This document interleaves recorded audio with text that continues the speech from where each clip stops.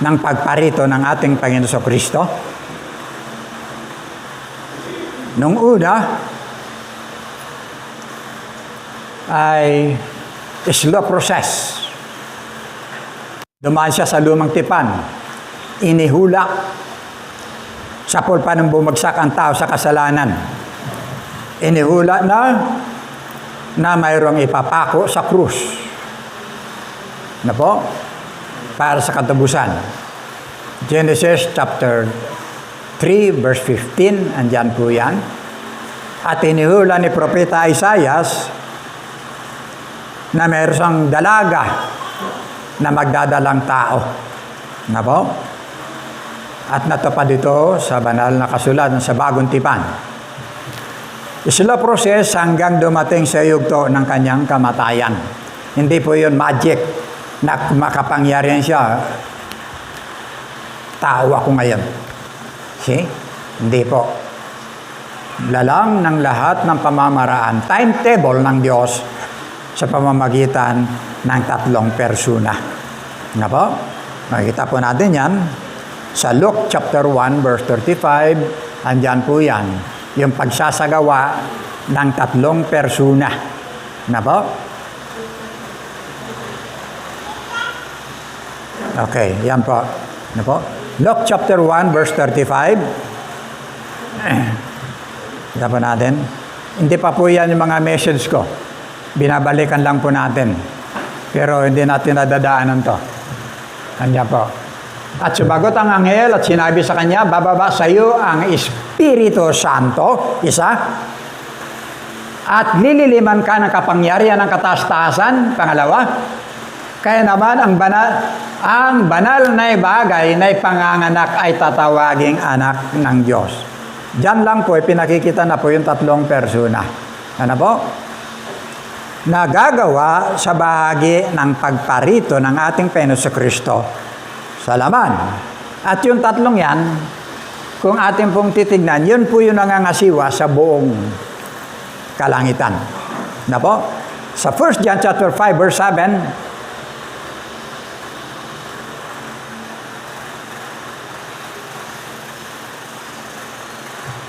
at ang Espiritu ang nagpapatuto sapagkat ang Espiritu ay katotohanan. Revised version na yan. Wala bang King James yan? Yan. King James version, for there are three that bear records in heaven, the Father, the Word, and the Holy Spirit. The Holy Ghost. And these three are one.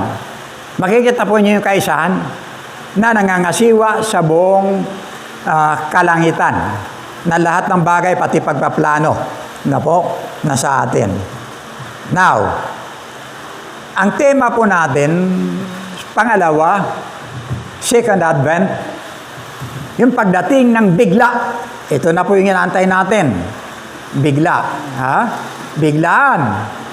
Yung makakasama lang dyan, sigurado ko, yung mayroong relasyon sa ating Panginoon Kristo. Christ coming, rapture, Second Advent. Biglaan po yan. Ang sabi na 1 Corinthians chapter 15, verse 52, 53, within the twinkling of an eye, sa isang kisap mata, isang hiwaga. Ano sa English ang hiwaga? Miracle. No? Ang sinasabi ko sa inyo, hindi lahat tayo mamamatay, ngunit lahat tayo babaguhin. Verse 52, sa isang sandali, sa isang kisap mata, kasabay ng huling pag-ihip ng trompeta, sapagkat sa pagtunog ng trompeta, ang mga patay ay muling bubuhayin at di na muling mamamatay, babaguhin tayong lahat. Ang ating katawang nabubulok ay mapapalta ng hindi nabubulok, at ang katawang namamatay, mapapalta ng katawang hindi namamatay. Saan makikita po yan? Yung katotohanan pong yan, nasa John chapter 11, verse 25 to 26. Dalawa ang daratnan dyan. Yung patay na mauuna, na mabubuhay, na po, makikita po natin yun mamaya. Na po? At yung bahagi na mga buhay na aagawin. Within the twinkling of an eye, magiging glorified body. Itong ano po natin. Kaya nga sabi ko nga, Panginoon, nawa dumating ka na para hindi ko nadatnan ng maraming dinaramdam ngayon. Totoo po yan. Kaya nga sabi ko, pinagpipray ko, Panginoon, wag na muna. Sabi ko, wag na muna ngayon. Ano po? Okay. Now, marami na pong spekulasyon na dumarating ngayon na pinaabangan ng ating Panginoon Kristo. No? Kaya nga tinanong kanyang mga alagad. Ulitin siguro natin. Tinanong ng kanyang mga alagad. Matthew chapter 24 verse 3, ang sabi ng kanyang mga alagad, anong palatandaan, Panginoon, anong palatandaan mo na ikay malapit nang dumating at nang katapusan ng mundo? Na po? Mahilig ito mga Hudyo sa mga signs bago sila maniwala. Yan. And as he sat upon the Mount of Olives, the disciples came up unto him privately, saying, tell us, when shall these things be? And what shall be the sign of the coming and of the end of the world? See? Yan po yung tanong ng kanya mga alagad. Ang tugon po niyan sa mga sasagot po niyan sa susunod na mga talata. Yan po yung katugunan niyan. Pinababantayan sa atin yung ngayong nagaganap na po sa kasalukuyan. Nagaganap na po yan. No? At sumagot si Jesus at sinabi sa kanila, mag-iingat kayo na huwag kayong mailigaw ni naman. Kalat na po yan ngayon. Na po? Sapagkat maraming magsisipa rito sa aking pangalan na magsasabi, ako ang Kristo at ililigaw ang marami. Isa na dyan, yung inuhuli ngayon. Nahuli na ba? 10 million na yung patong sa kanyang ulo. Siya raw may-ari ng sanglibutan. He is the appointed son. Appointed son of God. Kapantay na siya ni Kristo. Imagine, lahat ng kaluluwa dadaan sa kanya. No? Marami dyan. Father of Revival. Inangkin na yung katayuan at karangalan ng ating Ama ng Diyos. Na po? At makakarinig kayo ng mga digmaan at mga alingaungaw na mga digmaan, ingatan ninyo na huwag kayong magulumihanan sapagkat kinakailang ito'y mangyari datapwat hindi pa ang wakas. Kinakailang mangyari yan. Kaya kahit anong gawin ng mga matataas dyan, nararapat na mangyari yan. Na po? Ngayon, katakot-takot na pambubuli. Control pa rin ang Pilipinas. May naputulo na ng daliri, control pa rin ang Pilipinas. Pero, andyan po, pag naniniwala kayo sa salita ng Diyos, paniwalaan po ninyo ito.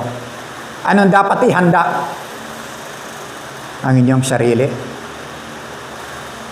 Number 1, ang inyong sarili.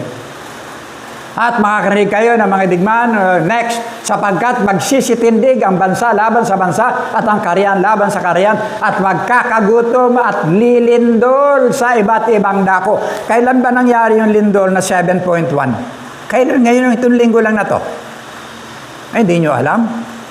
7.1 sa ibang bansa. Ngayon yung Taal, bumubuga na naman ang gas. Andyan na lahat. Landslide, baha, lahat. Andiyan na po. Lahat na yan, dinidisplay, palatandaan na malapit nang dumating ang Panginoon Kristo.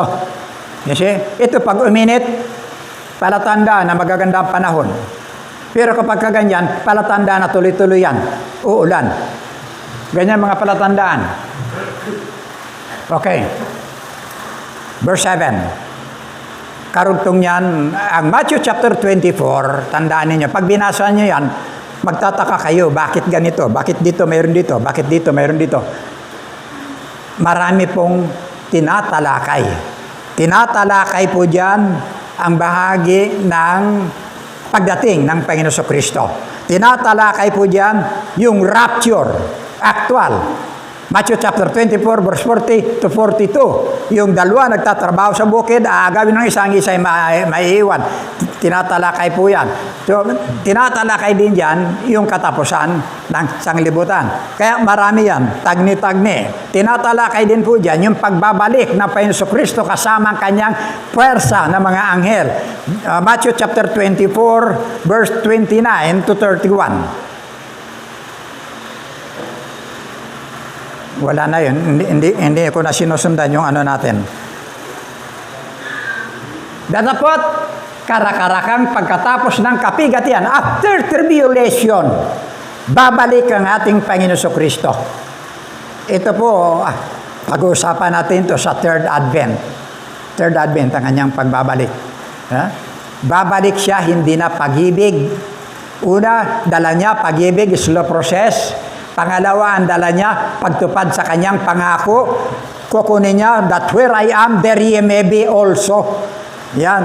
Yun ang kanyang pangako. Pangatlo, ang dala niya, puot ng Diyos doon sa mga hindi rin nanampalataya sa panahon ng kapighatian. Darating siya. Ano po? Bigla. Ano sabi niya? Dapat karakarakang pagkatapos ng kapighatian sa mga araw na yaon ay magdidilim ang araw at ang buwan ay hindi magbibigay ng kanyang liwanag at mangangalaglag ang mga bituin mula sa langit at magsisipangatal ang mga kapangyarihan sa mga langit. Magdidisplay po ang Diyos sa kalangitan. Lahat ng yan makikita sa buong sanglibutan.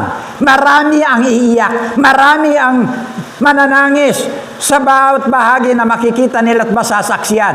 Ito yung pagkatapos ng kapighatian na naranasan nila, pagkatapos patuloy pa rin matitigas ang kanilang mga puso. Na po, darating siya para wakasan ang kasalanan. Kaya sabi ni Duterte, ngayon mahina na siya eh. Nakita ko sa Facebook, inaakay na lang siya ni Willie. Ganyan na lang siya. Hindi pa rin niya natapos ang drugs. Sa kabila ng 7,000 plus na pinatay na tao. No? Hindi pa rin natapos ang drugs. Dahil walang makakatapos ng lahat ng kasamaang yan, maliban ang pagbabalik ng ating Panginoon Kristo. At kung magkagayoy, lilitaw ang tanda ng anak ng tao sa langit. Kung magkagayoy, magsisitagoy ang lahat ng mga angkan sa lupa. At mga kakita nila ang anak ng tao na naparitong sa mga adapaap ng langit na may kapangyarihan at dakilang kalwalatian. At susuguin ang kanyang mga anghel na may matinding pakakak at kanilang titipunin ang kanyang mga hinirang mula sa apat na hangin ng sanglibutan, mula sa isang dulo ng langit hanggang sa kabila. Bakit? Diyan po magaganap kung naririnig niyo yung tinatawag na Battle of Armageddon. Titipunin sa lugar ng Megiddo. Battle ng uri ng lahat ng kasalanan laban sa kabanalan. Magaganap po dyan. Pero isa-isahin po natin yan. Tumalo na po tayo. Wala po tayo sa ating pag-aaral eh. Tumalo na po tayo. Ano po? Inano ko lang. Binahagi ko lang. First Advent, Second Advent, Third Advent. Tingnan yung mga kaganapan. Dito, masasaksyan na ng buong sanglibutan ng kanyang pagdating. Sa rapture, wala. Ang makakamalay lang, yung kanyang mga anak, believers, church. Yun lang makakaalam. Kaya sabi diyan, aagawin yung isa may iwan, walang malay. Magpapanikabog sa sanglibutan, maghahanap sa kanilang mga nangawala. May sa ospital, may sa punerarya, may kung saan-saan. Papunta sila sa radio, sa TV, sa pulisya, hanapin ang kanilang mga nangawala. See? Isang bagay lang iwanan ko. Sigurado ka bang kasama? See? Sigurado pamilya mo kasama. May sakit lang yung anak mo, tarantang-taranta ka na eh. Pagkatapos, makita mo, naiiwan doon sa narinig, hirap na kami. See?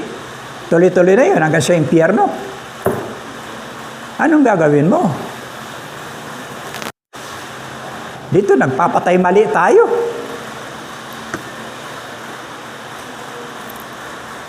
Now, ito po, tingnan po ninyo, yung bahagi na may mga Kristiyanong nananampalataya sa ibang kaparaanan. Ito po yung post sa Facebook. Gusto ko makita po ninyo. Get ready.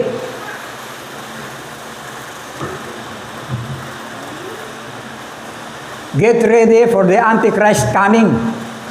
States of America declared a law called New World Order that all people must have microchips or barcode and RFID chips. Hindi ko naintindihan yan.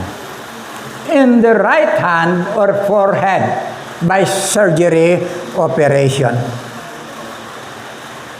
That is 666, the number of the beast, the Antichrist, based on the Bible in Revelation chapter 13, verse 18, and the one sign of is human cloning. Be wise. Please pass to all Christians who serves Jesus Christ. Tinugon ko po ito. Hindi ko alam kung nakarating sa kanya. Sabi ko, magbasa ka ng Bible. Magsaliksi ka ng Bible. Sabi ko, taliwas, sabi ko. Ang Biblia, hindi pinababantayan sa atin yung pagdating ni Antikristo para magtatak. Ang Biblia, ang pinabangan sa atin, yung pagbabalik ng Panginoong Jesucristo. Ang layo. Kaya sabi ko, kung ikaw Kristiyanong hilaw lang at hindi ka nagbabasa, matatangay ka rito sa paniniwalang yan. No? Matatangay ka dyan. Be alert. Ang sabi dyan, please pass to all Christians who serves Jesus Christ. Sa mga Kristiyano, pampunteriya nila. Anong pinabangan po sa atin? Titos 2:13. Yan po ang maliwanag na pinabangan sa atin. Hindi siya Antikristo. Darating si Antikristo, maghahari. Ano mo kami na mahal, tuloy-tuloy ang pag-aaral natin gagawin para maliwanagan yun lahat. Na po? Tuloy-tuloy ang gagawin nating pag-aaral. Na po? Kasi maraming hindi nakakaunawa pagdating o magaganap sa panahon ng rapture. Tito 2:13, habang inantay natin ang pinagpalang araw na ating inasahan, ito ang araw na mahayag ang kaluwalhatian ng ating dakilang Diyos at tagapagligtas na si Jesucristo. Yan ang pinabangan sa atin. Yung dakilang araw ng paghahayag ng ating Panginoon Jesucristo. Okay? Ang nakakalungkot, hinati yan, yung dalawa.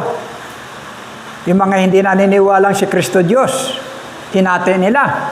Ang sabi nila, iba yung dakilang Diyos at iba rin yung tagapagligtas. Ang tagapagligtas si Kristo, pero iba yung dakilang Diyos. Hindi raw si Kristo ang tinutukoy diyan. See? Anong gagawin natin ngayon? See? Ay di pala Diyos si Kristo. Ang tinutukoy diyan, iisa. Dalawa ang katangian. Isa siyang dakilang Diyos at tagapagligtas. Nakukuha natin? 1 Thessalonians chapter 1 verse 10, tingnan natin, susog dyan. Para makita natin kung sino yung Diyos na yan.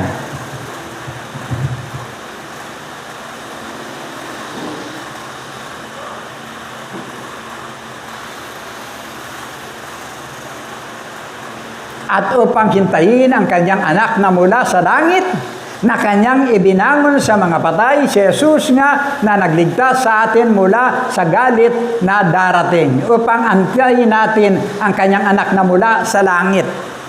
See? Walang iba ang ating Panginoon Kristo.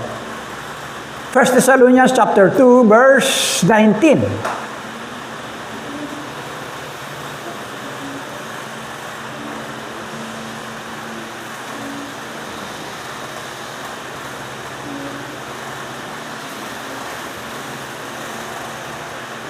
Sapagkat ano ang aming pag-asa o katuwaan o putong na pinagmamapuri, hindi baga kayo rin sa harapan ng ating Panginoon Kristo sa kanyang pagparito. Walang ibang paparito. Walang Diyos na babalik maliban ang ating Panginoong Kristo. Okay? 1 Thessalonians chapter 5 verse 23.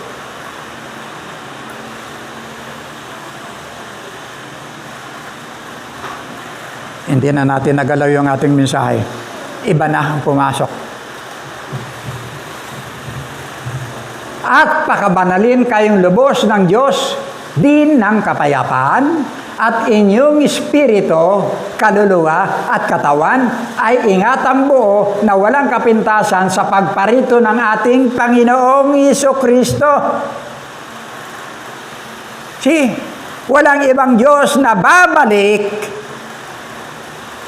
na tagapagligtas maliban ng ating Panginoong Hesukristo. Revelation chapter 1, verse 8.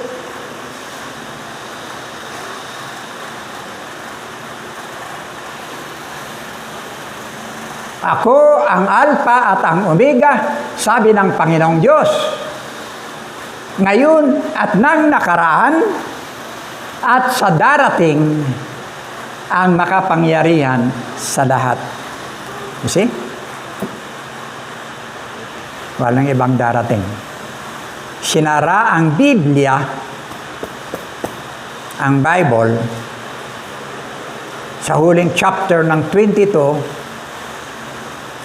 huling verses ng Bible, 20 to 21. Revelation chapter 22, verse 20 to 21. Yan po yung katapusan ng Revelation.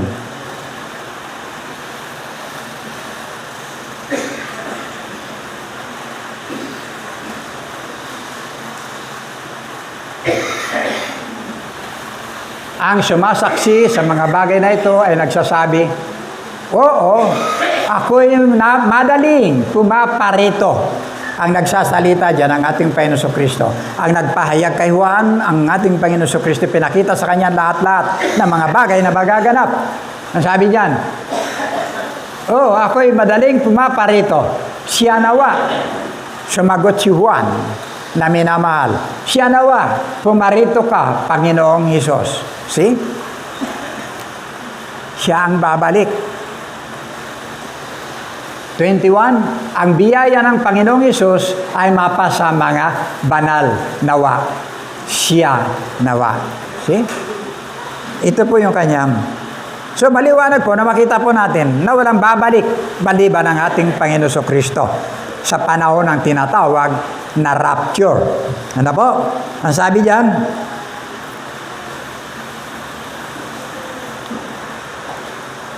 so, taliwas po ito.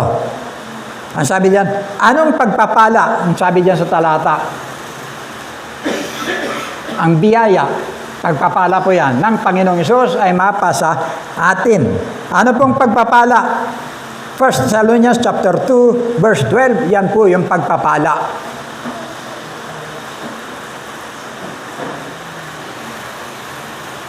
Pinaayuhan namin kayo, pinalakas namin ang inyong loob, at inatasan ng mamuhay ng kalugod-lugod sa paningin ng Diyos na tumawag sa inyo upang mapabilang sa kanyang kaharian at kaluwalhatian. Yan po yung pagpapala, yung kanyang kaluwalhatian, yung kanyang kaharian. Nakikita po ba niyo? Ano po nasa isip niyo pag tinasinabi nating langit? Ha? Ano nasa isip ninyo? Andiyan yung kaharian niya.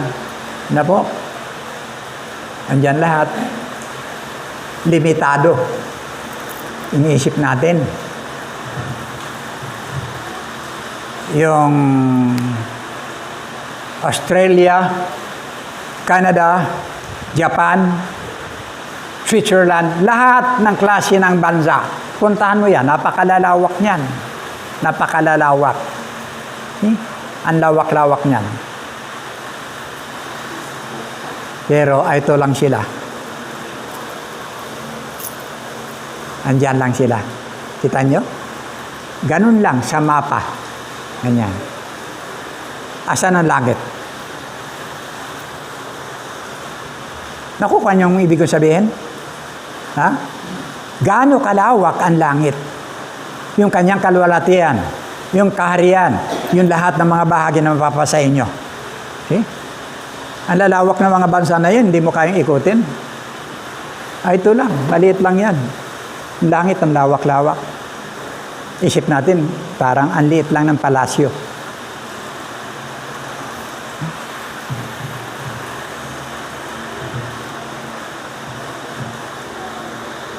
Isinara ang Biblia, talata ng Revelation, ano po? Ng kaganapan ng isang pangako, yung complete salvation sa ating lahat. Ano po? Kaya kung mayroong hindi mapapasok sa complete salvation na ito, tao na may kasalanan. Hindi ang Diyos. Hindi nagkulang ang Diyos. Ano po? Now, complete salvation. Tinalakay po natin noong nakaraan kung sino yung mga babalikan. Ulitin ko. Kung sino yung mga babalikan, tumanggap kay Kristo.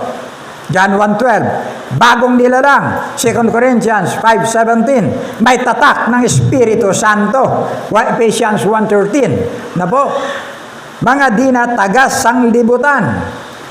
John chapter 17, verse 14. Na po, naisulat na sa langit ang kanilang mga pangalan. Luke chapter 10, verse 20. Marami po yan. Na po, mga nasa wala ng kahatulan. Ang kinaroroonan ng anak ng Diyos. Ang mga nasa liwanag. Mga namamayan ng langit. Namumuhay ng kabanalan. May katiyakan sa pagiging anak ng Diyos. Okay? So, lahat ng ito nasa atin. Ano ba? Kaya lang, pamumuhay, yun ang wala. Ang daming kulang sa ating pamumuhay. Ano ba? Ano ba? Alam, natupad na po yung pagsasalama ng ating Panginoong Kristo. Naalala ko, pumasok sa isip ko. Mayroong, naalala niyo yung kakanta doon, na lalaking taga-ukam-ukam sa programa? Hindi. Yung kakanta. Tapos hindi ko alam, binabanggit pala niya ako. Nung mapunta raw ako sa ukam-ukam, maliit pa siya. 32 years na yun. Binilang ko, 1992 yun. Panahon ng kasagsagan ng mga maling katuruan na darating ang Panginoon sa October 28. 1992 po yun. Na po? Kasama ko ang aking may bahay. Sabi ko nga kung nalaman ko yun, naikwento ko sa kanya na may tahi pa nga ako nun sa tuhod. Sariwa pa yung sugat. Pagdating doon, wala kaming pahinga. Hanggang sa umuwi kami. No? Halos, kami. Pagkatapos, pagdating namin ng New Busuanga, na yan, pagod na kami. Kasi aakyat ka ng bundok, hindi pa ganyang, magandang daan. Pagkatapos pag-uwi namin, andun na, napakaraming elders ng iglesia, nakaabang sa amin. Nakailaw na yung church nila sa Busuanga. Punong-puno na yung tao na nandun. Sabi ko, Panginoon, paano kayo ito? Parang hindi ko nakakayanin. No, sabi, Pastor, kanina ka pa namin inaantay. No? So, hindi natin pwedeng hindi pagbigyan. Hanggang hating gabi, nagsasalita po ako dyan. No? Pagdating nung papahinga na lang kami, bigo kami bali sa Ukam-Ukam, andun po yung mga maraming katanungan. Pagkatapos, nung nagpapahinga na kami, eto na, narinig ko ang daming boses. Kauriya. Kakauriya, arapa kakakato, makondan. Boy, mauli rin ang kwan. Ang bus. Madaling araw na kasi. Kailan tayo mabuti nandito na, sabi niya, kailan natin tatanungin yan? Ay, ganyan, kung yun ang usapan nila. Kailan natin tatanungin yan? Ayun na. Dumabas na ako na marinig ko. Tapos sabi ko, akyat kayo. May ihinanda sabing tutulugan. Ayun. Sabi niya, Pastor, pasensya. Gusto lang namin maliwanagan kasi inalis na sa amin yung Pasko. Inalis na ng pastor namin, Pasko. Sabi kong ganyan. Bakit niya alisin? Eh pag binasa mo yung Luke chapter 2, verse 10 to 11, makikita mo, ang sabi, huwag kayong matakot nung magpakita yung anghel sa mga pastol. Huwag kayong matakot, may dala akong mabuting balita, magandang balita sa inyo. Sabi niya ganyan, isinilang na ngayon sa bayan ni David ang Kristong inyong tagapagligtas. You see? Magandang balita, tapos aalisin mo. Ha? Yung balita, hindi galing sa palengke, hindi galing sa borbero, hindi galing sa ano paman. Hindi po ba? Hindi kwentong kotsero, buhat sa langit, tapos alisin mo. Sabi ko, ba't pinaalis niya ang Pasko? Sabi niya, kasi hindi naman daw 25 pinanganak. Ay tama, hindi nga 25. Kasi sabi niya, pagano raw yan. Bakit magiging pagano? Nasa Bible yan. Paano magiging pagano yan? Nasa Bible. Ang problema lang pala niya, petsa. Yung date, yun lang pala problema niya. Sabi ko sa kanila, abay ilagay nyo sa birthday niya, birthday ng pastor nyo, walang problema yon. Pero hindi mo pwedeng alisin na mayroong isang Diyos na nagsalaman para sa'yo. You see? Yun ang naging problema nila. Naalisin yung Pasko. O di kaya sabi ko, ilang buwan natin, 12. Magdagdag kayo ng isa, gawin nyo 13. Yung pan-13, yun no, ilagay yung Pasko nyo. Huwag mo lang alisin yung mensahe ng Biblia sa'yo, na mayroong Diyos na nagsalamat. Kasi kung walang kapanganakan, walang magaganap na kamatayan. Kung walang kapanganakan, walang magaganap na pagkabuhay na maguli. Kung walang kapanganakan, walang magaganap na pagbabalik ng ating Panginoong Hesukristo. Kukulangan mo ang Biblia dahil doon lang sa doktrina mo. Kakalungkot. Ito yung mga nagkalat dyan ng mga maling katuruan. Tapos ikakalat nila, darating na ang Panginoon sa October 28. Imagine, October 28. Sinabi ng Biblia, walang nakakaalam. Tapos sila may petsa. Kasi sabi niya, nagmulaklak na eh. Nagdahon na. Sabi nila, yung dahon na ang igos. Sinabi ng Biblia yan eh. Matthew 24, nandiyan yan.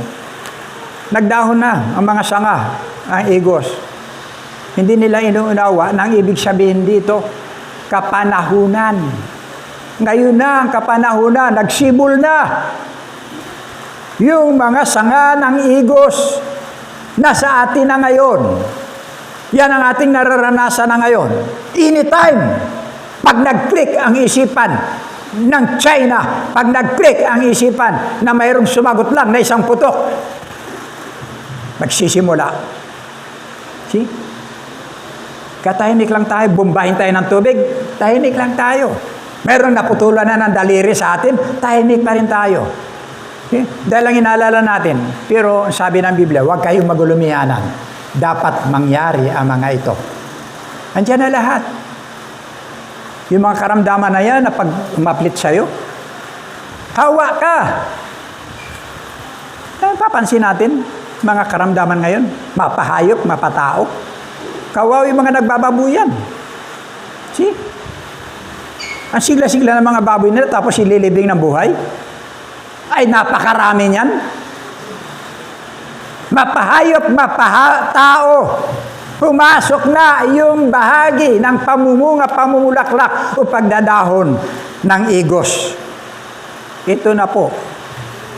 Tapos tayo kiyetong-kiyeto. Hindi ba nyo napapansin? Kinakasal na ngayon ng mga lalaki, pareho. Kinakasal na, parehong babae. Kinakasal na yung isa na sa ataol. Paano makakasagot sa Biblia pagka namatay yung isa, tapos na yung kanilang relasyon? Wala. Pinapalit na yung kasarian. Inuopera na. Ito na po yung panahon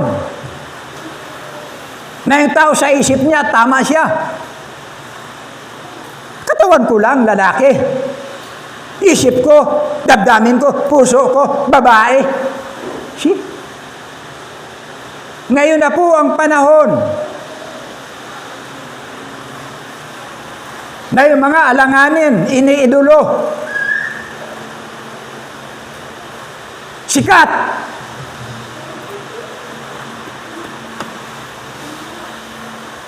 Tapos tayo mga Kristiyano, tulog-tulog. Natutulog. Tulog. Baka pagdating ng Panginoon, wala kayong mga langis sa ilawan. Tandaan natin, magaganap muna ang rapture. At wala pong Kristiyanong totoo na maiiwan o anak ng Diyos na makakaligtaang buhay man o patay pagdating ng ating Panginoon Kristo.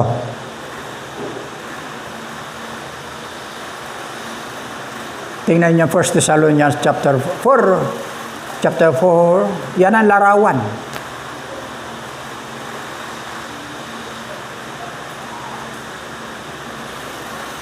Verse 13 to 17 to 18.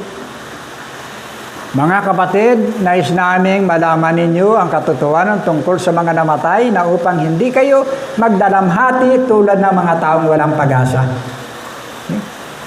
Dahil naniniwala tayong si Jesus namatay at muling nabuhay, naniniwala din tayong bubuhayin ng Diyos upang isama kay Jesus ang lahat ng mga namatay na sumasampalataya sa Kanya.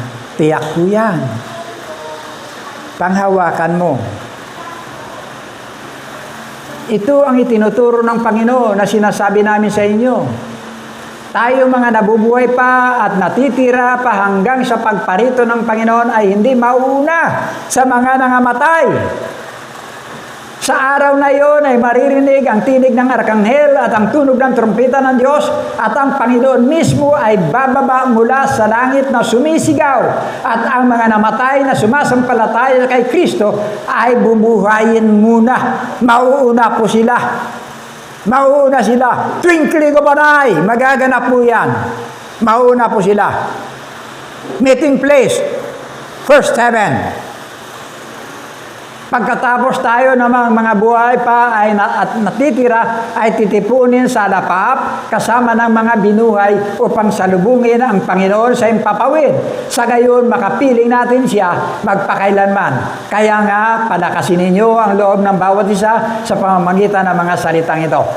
Ano sabi diyan? Upang salubungin ang Panginoon sa impapawid. Hindi po siya bababa. Hindi po siya bababa. Andun lang siya, sa ere. Tayo ang sasalubong. Okay? Hindi ang katulad nung pagdating niya ng una.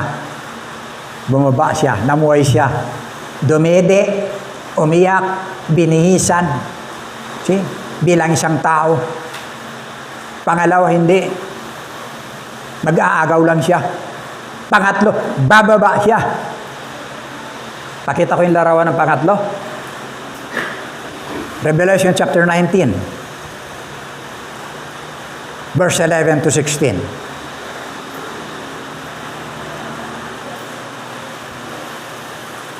Yung mga hindi nagbabasa ng Bible, lalo na yung mga hindi mananampalataya, katakutan nila ito. At nakita kong bukas ang langit at narito ang isang kabayong maputi at yung nakasakay dito ay tinatawag na tapat at totoo at sa katuwiran siya ay humahatol at nakikipagbaka. At ang kanyang mga mata ay ningas ng apoy, at sa kanyang ulo ay maraming diadema, at siya ay may isang pangalang nakasulat na sa sinuman ay di nakakaalam kundi siya rin. At siya ay nararamta ng damit na winisika ng dugo, at ang kanyang pangalan ay tinatawag ng Berbo ng Diyos. Palatandaan na siya ang namatay sa krus. May batik ng dugo. Ang kanyang pangalan, ang pasimula ay ang Berbo, at ang Berbo ay sumasa Diyos, at ang Berbo ay Diyos. At ang mga hukbong nasa langit ay sumusunod sa kanya na ang mga nakasakay sa mga kabayong puti at nangaramtan ng mahalagang linong paputi at dalisay. Tuloy.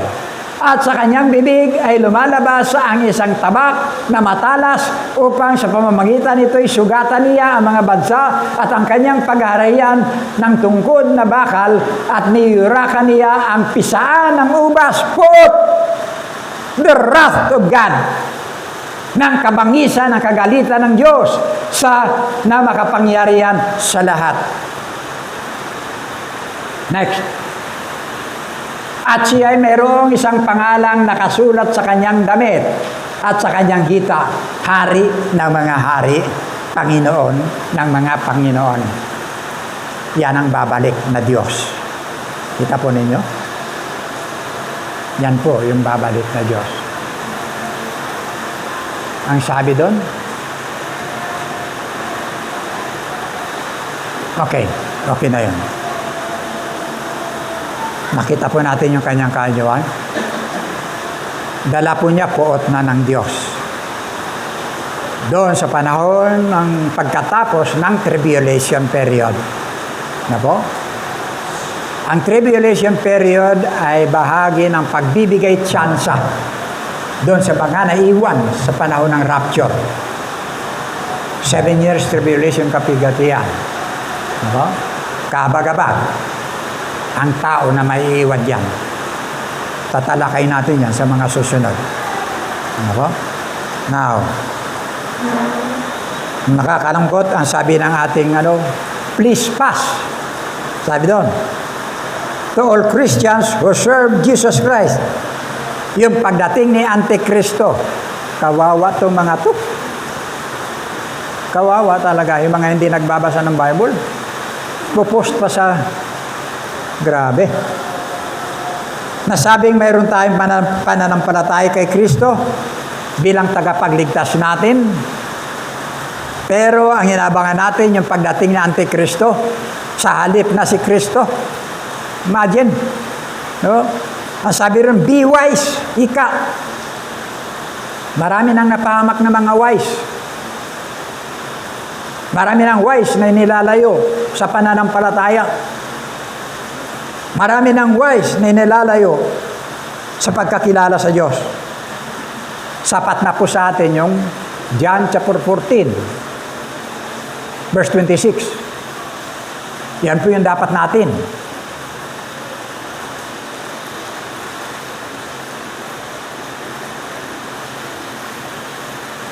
Datapwat ang mga aliw sa makatibagay ang Espiritu Santo na susubuin ng Ama sa aking pangalan. Siya magtuturo sa inyo ng lahat ng mga bagay, magpapaalala lahat ng lahat na sa inyo'y aking sinabi. Yan ang ating konsyensya. Hindi mo kinakailangan maging wise sa sarili mo. Once naging anak ka ng Diyos, ay ito na ang maglilid sa iyo. See? Kuwi daw kayo. Kalat na ngayon, maiinit sila, maaalam sila. Ha? Pero kapag kami panahon, Come, Holy Spirit, follow me now. Come, Holy Spirit, I need you. Come, Holy Spirit, I pray. Ingat po kayo dyan. Hindi umaalis ang Espiritu Santo sa inyo.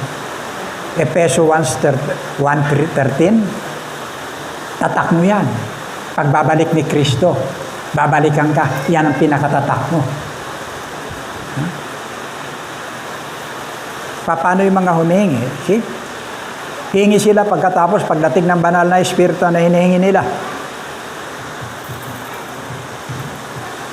Simula na siya, tapos mabubuwal na. Delikado po yan.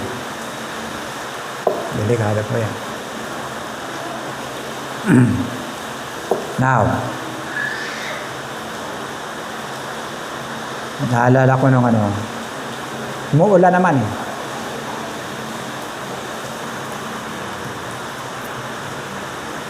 Maaga pa. 10:35 pa lang. Doon sa monumento nung araw,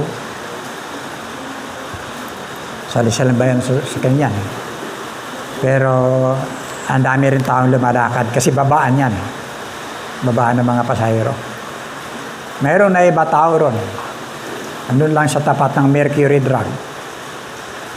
Nakasuot siya ng mahabang manggas, kulay maroon na maluwag, tapos hanggang laylayan yung kanyang damit. May suot siyang placard. May lobby dito, lobby dyan, tapos placard dito, hanggang doon. Nakaangat lang sa paa. Nasabi doon, sa bahagi ng kanyang placard, dalawa yan, sa harap at likod. Ano po? Nandun po nakalagay ang bahagi ng sabi, prepare for the coming of the Lord. Magsipaganda kayo, sabi diyan, sa pagdating ng ating Panginoong Kristo. Jesus, ang laki-laki niyan. Jesus is coming. See?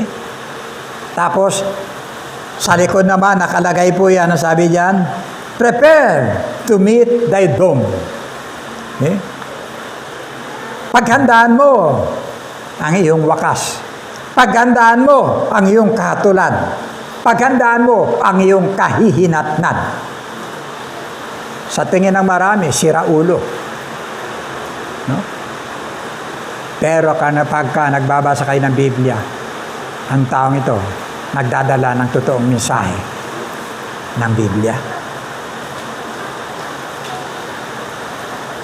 1 Thessalonians chapter 5 verse 9 to 10.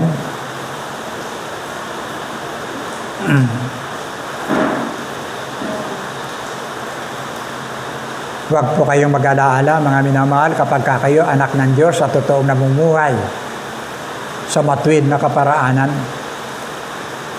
kayo ang babalikan ng Panginoon. Sapagkat tayo hindi itinalaga ng Diyos sa galit, kundi sa pagtatamo ng pagkaligtas sa pamamagitan ng ating Panginoong Jesucristo. Ito po yung kanyang layunin.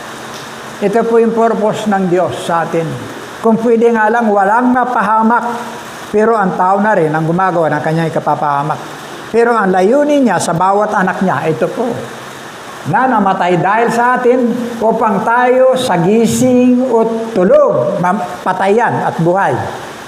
Tulog man, ay mga buhay tayong kasama niya. Panahon ng rapture. Walang maiiwan, walang masasaktan, walang paghaharian ni Antikristo. False alarm. Mga kinakalat na yan. Tanggapin pa natin yung katotohanan ng tanggapin natin ang Panginoon Jesucristo. Ang sabi dyan, Romans chapter 5 verse 1, yamang napawalang sala na tayo, yamang na mga inaring ganap sa pananampalataya, meron tayong kapayapaan sa Diyos sa pamamagitan ng ating Panginoon Jesucristo. Yan po yung dapat umiral sa bawat isa sa atin. Mayroon kang kapanatagan sa bahagi ng iyong kaugnayan sa ating Panginoong Jesucristo. Kahit na narito ka pa sa sanglibutan, panghawakan po natin yan. Ang sabi dyan, John chapter 17 verse 17,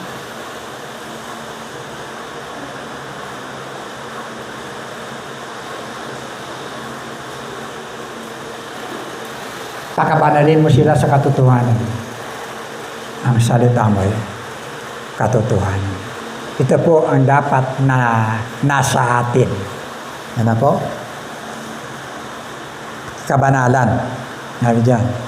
Designated po tayo na mamuhay ng mayroong kabanalan. Okay? Lahat-lahat po tayo. Yung kabanalan na yan, ano po? Romans chapter 12, verse 1 to 2. Yan po yung present sanctification.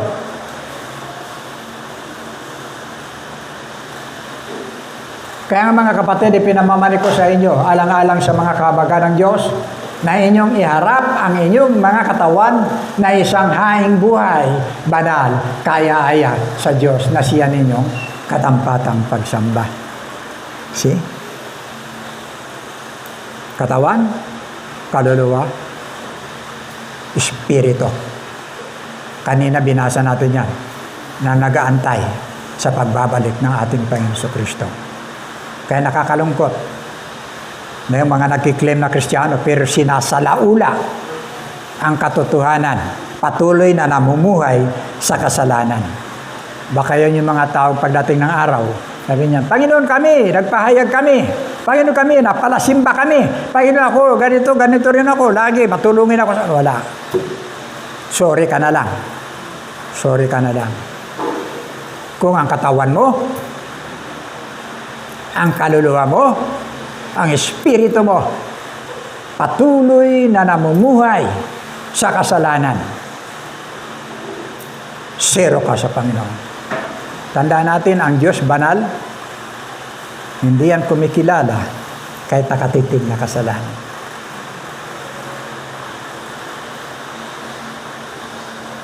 Kailangan niya yung wholeness ng ating katawan, kaluluwa at espiritu. Hindi pwedeng kulangan po yan. Okay? Hindi katulad, di ba, binanggit ko na kanina, katawan ko, pero yung puso ko, babae ako. Sobra ba yan? Hatiin mo. 1 John chapter 3 verse 2.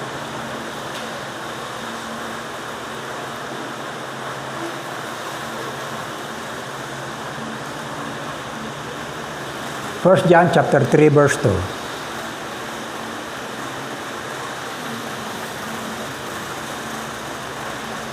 Tingnan nyo, assurance. Yan po ang assurance po natin. Pag anak ka ng Diyos, anak ka ng Diyos. Ha? Mga minabahal, ngayon ay mga anak tayo ng Diyos. At hindi pa nahayag kung magiging ano tayo. See? Nalalaman natin na kung siya ay mahayag, tayo magiging katulad niya sapagkat siya ay ating makikitang gaya ng kanyang sarili. Noon, tinalakay ko dito. Yung mga nasa buhay sa mga Abraham, ang hinantay nila, yung kamatayan at pagkabuhay ng Panginoon Kristo. Para sa katuparan na maalis sila doon sa sinapupunan ni Abraham. Tayo naman, ang hinantay natin, yung pagbabalik ni Kristo. Yun ang kaganapan. Na magiging glorified body rin tayo, na katulad ng mga taong nasa bosom of Abraham, na ngayon mga glorified body na. See? Ito po. At ang kanyang pagdating, malapit na po yan. Malapit na. Tignan nyo yung mga kaganapan natin. Yung panlalamig na mga mananampalataya, sana po yan. Sana po yan. Walang Bible. Walang prayer. Naubos ang oras hanggang gabi. Patulugan na lang, puro ganyan.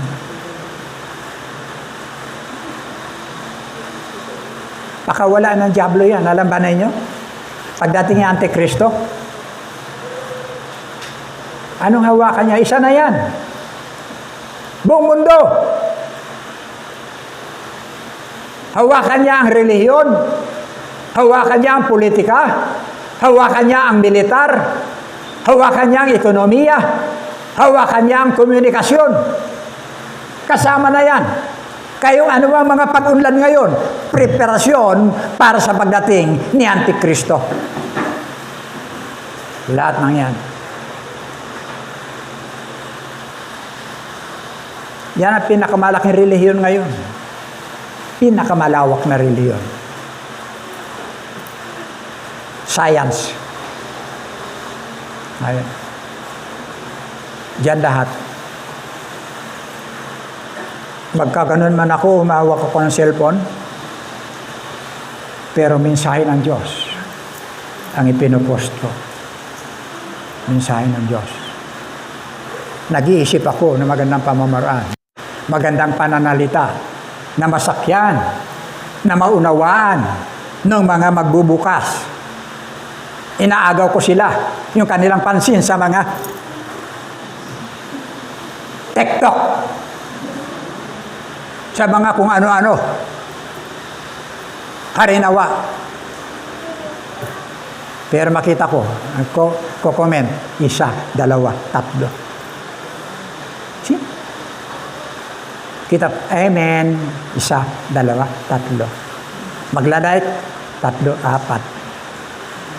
Ano eh? Yan ang takbo na ngayon.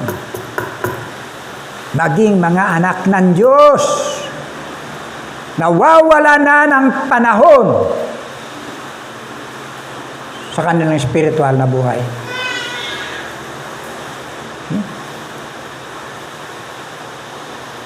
Kakalungkot. Yan ang agos ng ating panahon. Mga minamahal, susunod, tatalakay natin third advent ng pagparito ng Panginoon. Pag-apak ng Panginoon muli sa lupa. Ang dala niya hindi na pag-ibig. Poot ng Diyos.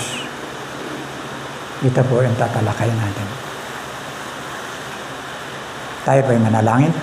Amang banal, pinupuri ka ng Diyos sa umaga pong ito.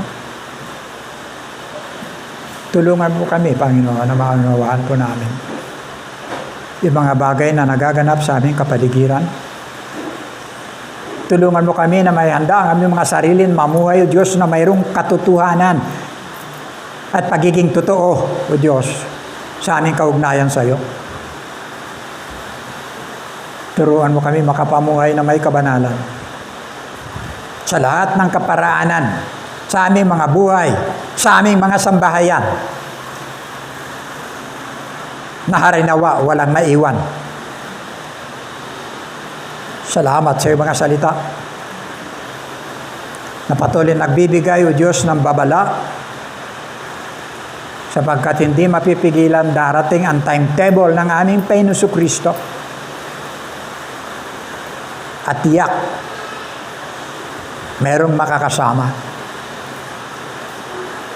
Ang nakakalungkot, baka merong may iiwan. Bless mo po ang iyong mga salita sa aming mga buhay. Pagpalain mo pong lahat ito.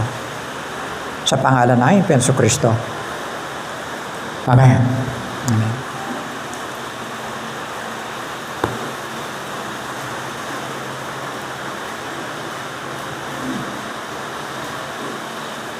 Darako po tayo sa ating mga